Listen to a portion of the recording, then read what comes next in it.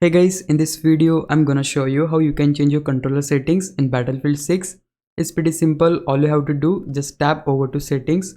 Once you are in the settings menu, look over to the left side and scroll down until you find controller.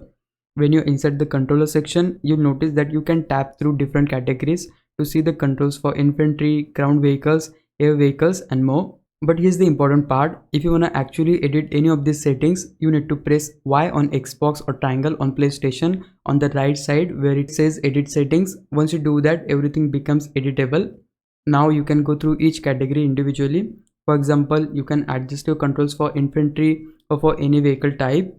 Each category has its own layout, presets and mapping options. So the settings you change in one section won't affect the others. Let me show you an example using the infantry section. If I change my button layout to lefty and then press back, you will see that the preset updates and now shows lefty as the active layout. If you ever wanna switch it back, just choose the default option again and press back to save it. Now let's look at custom control mapping. This is where you can change individual button inputs and fine tune everything to match exactly how you wanna play. This section lets you dive deep into specific actions so you can completely personalize your setup.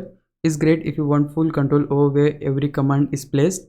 And that's basically how you can change your controller settings in Battlefield 6.